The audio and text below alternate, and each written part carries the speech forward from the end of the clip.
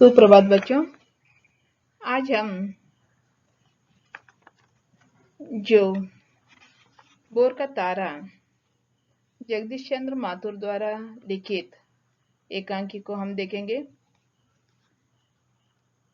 आप सोचेंगे कि पहले एकांकी को छोड़कर दूसरी एकांकी क्यों ली गई है, क्योंकि आपको पता है किताब नहीं है।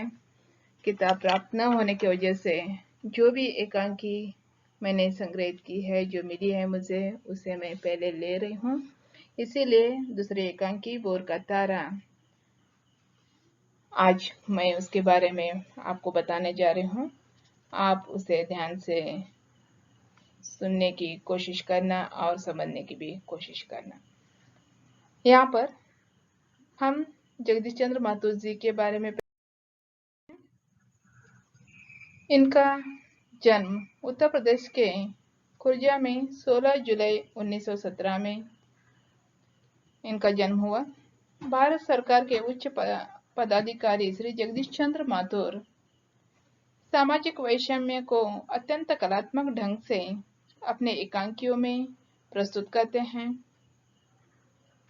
इनकी प्रमुख एकांकियां हैं धरती धन न अपना, रीढ़ की हड्डी, बंदी आदि इनकी प्रमुख एकांकियां हैं। जीवनगत यथार्थ और कलात्मक सौंदर्य के समन्वय ने उनके एकांकियों को विशेष, महत्वपूर्ण और लोकप्रिय बना दिया है। वे व्यक्ति और समाज की विविध समस्याओं को ज्यों का त्यों चित्रित किया है।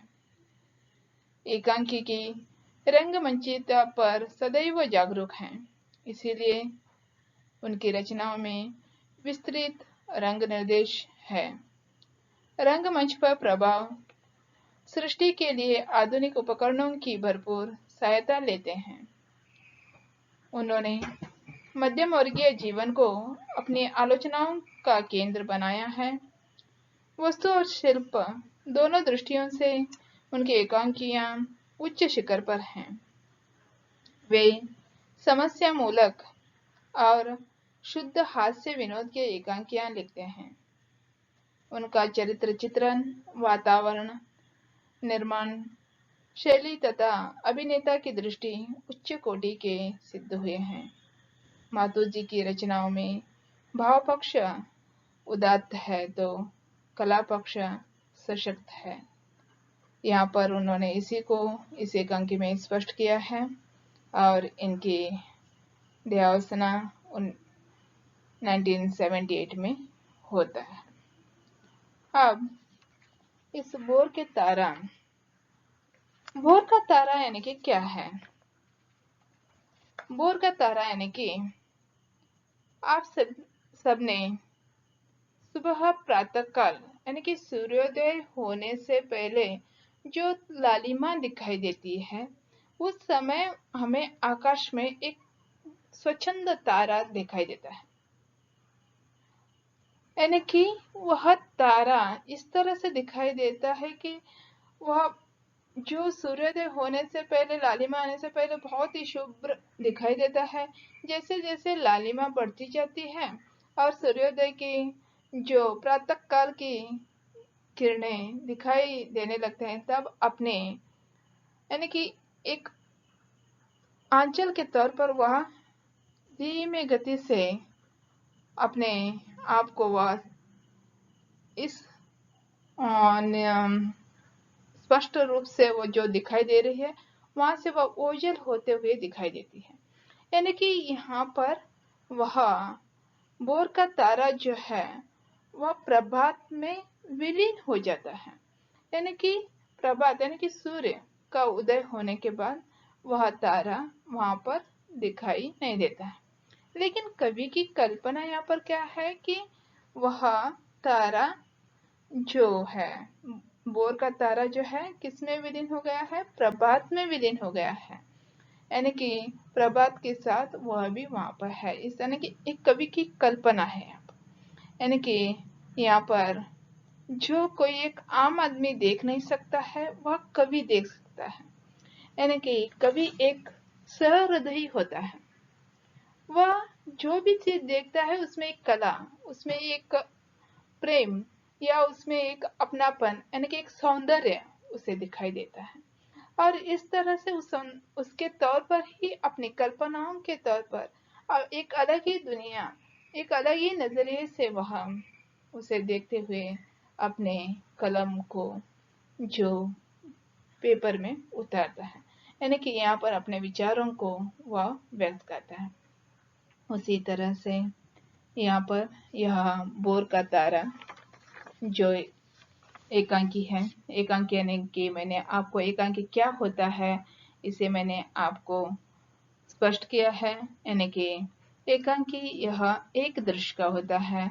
नाटक जो होता है वह 3 दृश्यों का होता है और इसमें क्या होता है कि जो पात्र बहुत ही कम होते हैं और यहाँ पर यह पात्र परिचय यानी कि 3 या 4 जो आपको समझ में आ सके, वो आपके आंखों के सामने वो चित्रीकरण हो सके और आप उसे उसमें क्या कहना चाहते हैं, उसमें क्या है और वह क्या विचार आपको देना चाहते हैं यह स्पष्ट रूप से आपको समझ में आए, इस तरह से लिखा गया वह जो होता है वह एकांकी होता है, यानी कि वह एक दृश्य का होता है।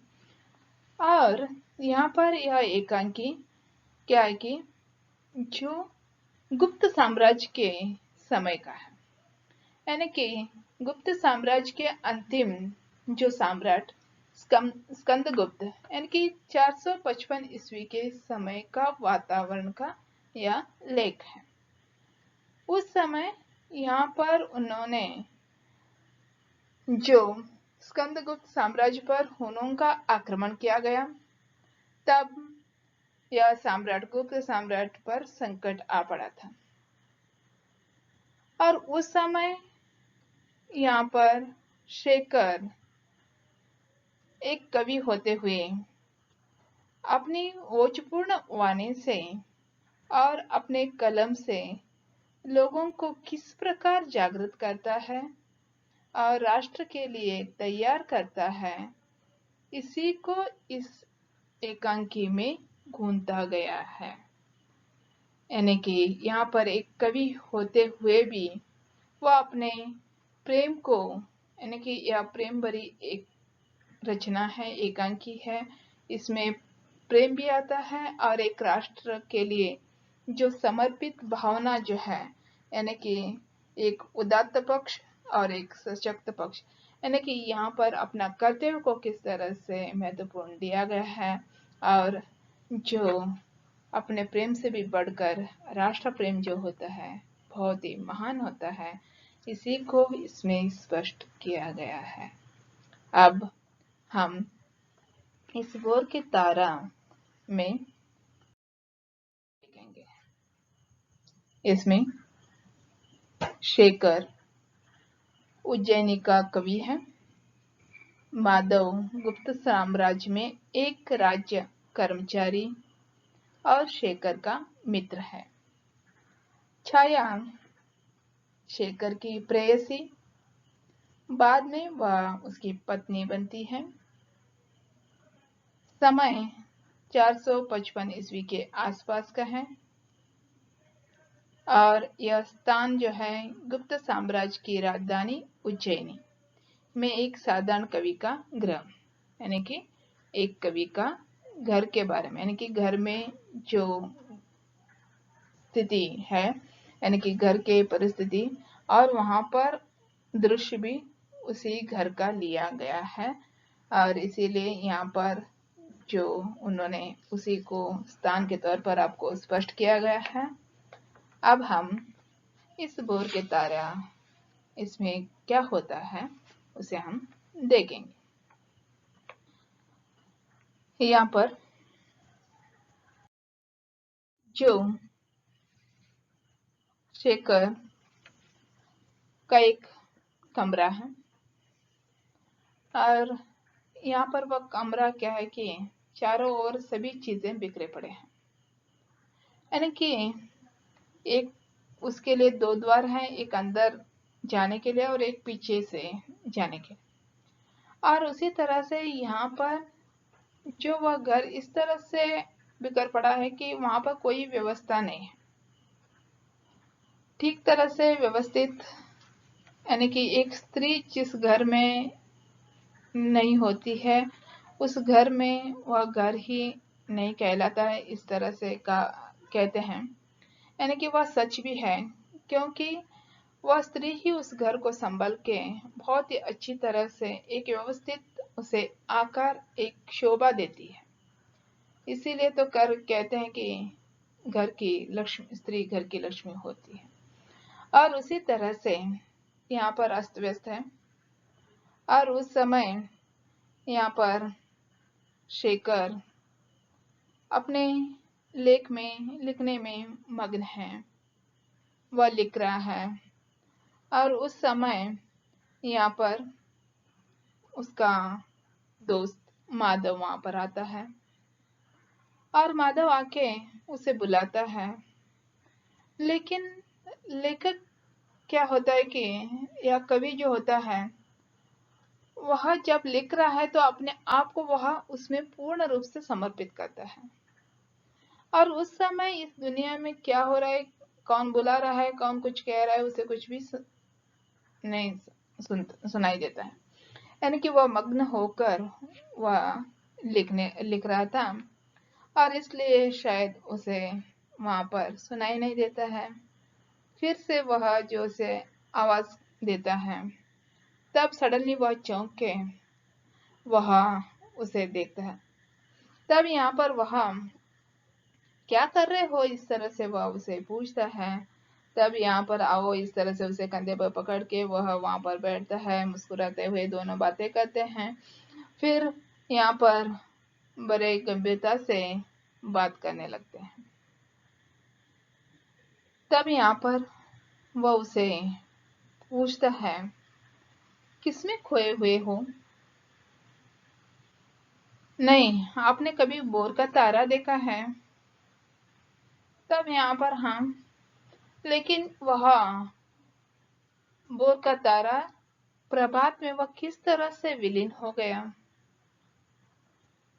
यानी कि प्रभात होते ही वहां पर वह नापता हो गया, इस तरह से वह बताता है। तब यहाँ पर वह कहता है, यानी कि जो बोर का तारा चला गया और प्रभात आ गया, प्रभात हो गया, इस तरह से माधव कहता है। यानी कि यहाँ पर यह साधारण मनुष्य की कल्पना है। और यहाँ पर एक कवि, यानी कि कवि किस तरह से होता है, उसका रूप, जो वेशभूषा किस तरह से होते हैं आपको शायद मालूम ही होता है, क्योंकि वह अपनी ओर ज्यादातर ध्यान नहीं देता है, वह कल्पनाओं के जिंदगी में, यानी कि यहाँ पर वह हृदय स्पर्शी होता है, हृदय से वह सभी को देखता है। यानी कि ऊपर के रंग रूप को वह कभी भी जांचता नहीं है। और उसी तरह से आपने भी उसे देखा, एक झोला मार के या तो एक ढीले से कपड़े डाले हुए, लंबे बाल बिखरे हुए से, ऐसा होता है कवि। और उसी तरह से यहाँ पर भी यह अपने आप के बारे में न सोचते हुए केवल वह यानी कि हृदय से वह जो भी महसूस करता है उससे लिखते हुए वह जा रहा है। और यहाँ पर वह कहता है कि जो बोर का तारा जो है वह एक प्रेमिका है। और यहाँ पर जब प्रभात सूर्योदय हो रहा है उस समय यहाँ पर वह अपने आंचल से यहाँ पर नीले रंग के तौर पर रेखाएं दिखाते हुए यहाँ पर उस आंचल में वह छुप कर, यानी कि वहां पर लुप्त हो जाती है, यानी कि उसमें विलीन होती है। यानी कि यहाँ पर एक प्रेमिका एक प्रेमी से मिलती है, इस तरह से जो शेखर का कहना है। तब यहाँ पर माधव कहता है, अरे प्रभात तो अकेला रह गया ना? नहीं नहीं, उसके साथ बोर का तारा जो विलीन हो गया है वह उसके छोर में, उसके आंचल में छिप गया है, इस तरह से यहाँ पर वह कहते हैं। और वह प्रियतमा उस प्रभात के माध्यम से इस दुनिया को देख रहे हैं, यानी कि दोनों मिल गए हैं, इस तरह से उसका कहना है। और इस तरह से यहाँ पर जो वह बताता है, लेकिन उसकी समझ, उसका विचार जो है या माधव को समझ में समझना बहुत कठिन होता है। और उसी तरह से जो माधव कहता है कि तुम्हारी कल्पना तो आकाशों के तौर पर ऊंचे होते हैं, हम उसे समझ में नहीं सकते हैं। तब यहाँ पर वह समझाता है। फिर वह कहता है कि यहाँ पर उलझनें जो होती हैं वो किस तरह से सुलझाए जाते हैं, यानी कि शेखर और माधव के बीच उनके साम्राज्य को लेकर, राजनीति को लेकर, मंत्री लोगों के बीच की बातों को लेकर बहुत ही भावुकता से अवहेलनापूर्वक बातें होती हैं। और वहां पर वह कहता है कि मैं हर एक घटना में मैं वहां पर प्रेम को देखता हूँ। और उसी तरह से मैं यहाँ पर एक राजपथ पर एक भिखमंगी आती है, तो वहां पर वह भिखमंगी जो आती है मैं उसे हर दिन भीख डालता हूँ। वह क्यों डालता हूँ आपको पता है? तब यहाँ पर माधव कहता है कि जो भीख मांगने के लिए आए हैं तो उसे भीख मांग डालते होंगे। लेकिन यहाँ पर वह कहता है नहीं नहीं, जो वह भीख मांगने के लिए आई है वहां पर उसके अंदर भी मैं एक सौंदर्य देखता हूँ। यानी कि उसकी झुर्रियां या वह सिकुड़ी हुई चमड़ी या उसकी हड्डियां जो कांपती हुई हड्डियां, उसके आंखों में आंसू, यानी कि उसमें भी मुझे क्या दिखाई देता है, एक सौंदर्य दिखाई देता है। तब यहाँ पर वह मुस्कुराते हुए कहता है, और इसी मुस्कुराते हुए वह कहता है इसीलिए तो मैं उसे भीख देता हूँ।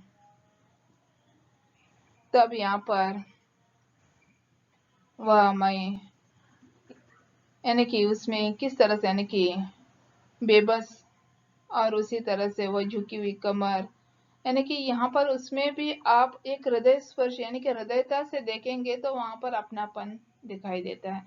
यानी कि उसकी कल्पना और एक साधारण व्यक्ति की कल्पना बहुत ही अलग होती है। और यहाँ पर माधव को वह बहुत समझाता है और उसी तरह से यहाँ पर वह बताता है, यहाँ पर वह उसकी तुलना एक देवी से करता है। और इस तरह से यहाँ पर जो भी इस सृष्टि में जो कुछ भी वह नजर या सौंदर्य स्त्री देखता है तो वहां पर एक उसमें एक देवी को देखता है, यानी कि एक सौंदर्य को देखता है। और उस सौंदर्य के लिए वह उसे उसका पुजारी बन जाता है, यानी कि पुजारी बन के उसके बारे में वह लिखता है। और इस तरह से यहाँ पर वह बता रहा है। तब यहाँ पर वह पूछता है कि छाया के बारे में आप का क्या है, यानी कि वह छाया उसकी प्रेमिका है और यहाँ पर वह उसके बारे में बातें करता है। तो यहाँ पर वह कहता है कि माधव, मैं क्या कहूँ, हमारे दोनों के बीच प्रेम तो है, बहुत ही गहरा प्रेम है, लेकिन हम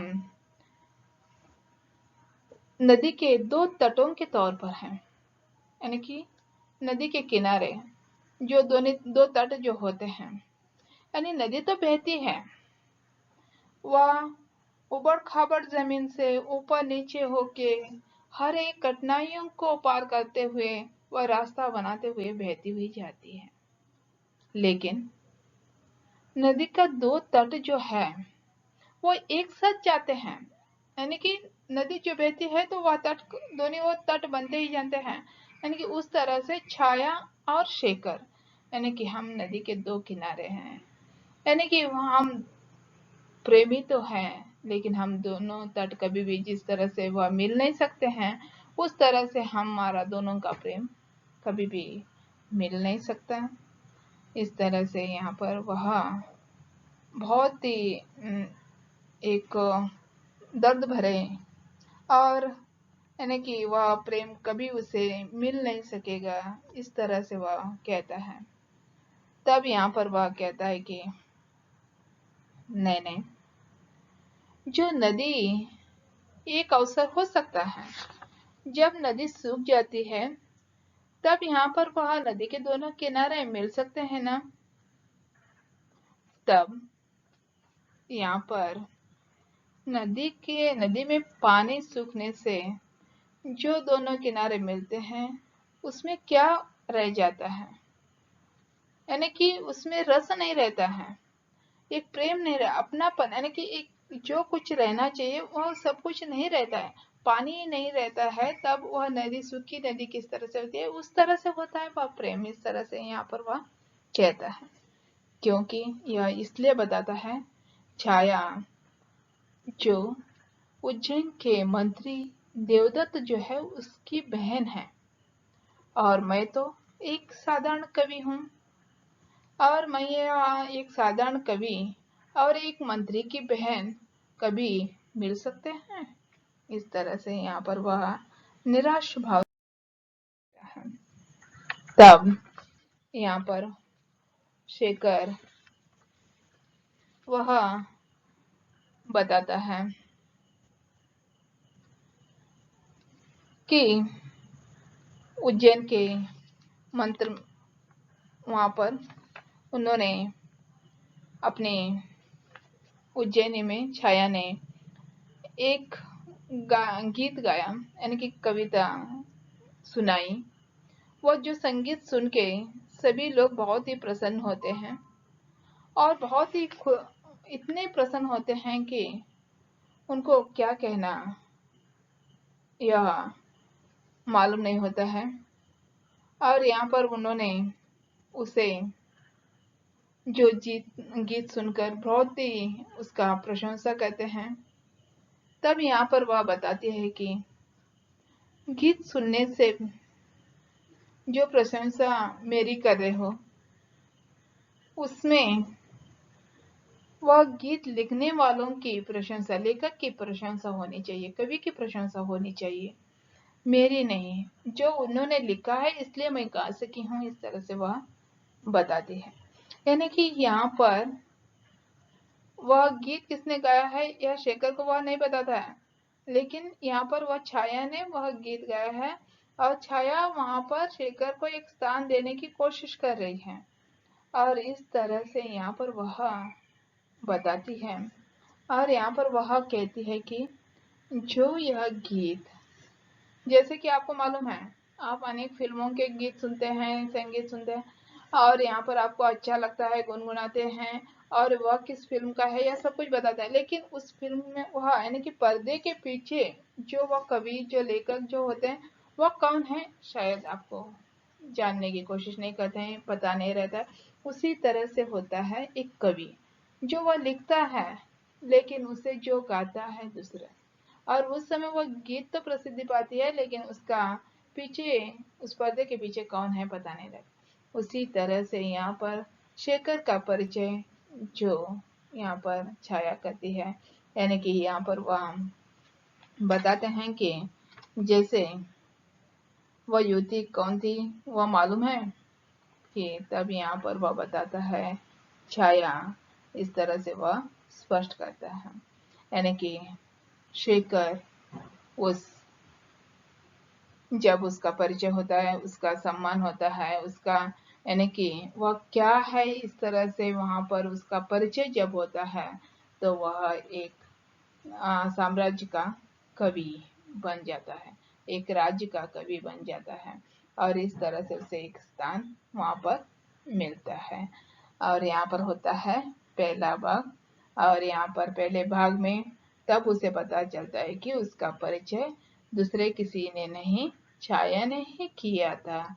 इस तरह से उसे यहाँ पर मालूम होता है, और उसके बाद यहाँ पर फर्स्ट भाग पूर्ण होता है। दूसरा जो भाग है इसी में हम उसे आगे के क्लास में देखेंगे। धन्यवाद।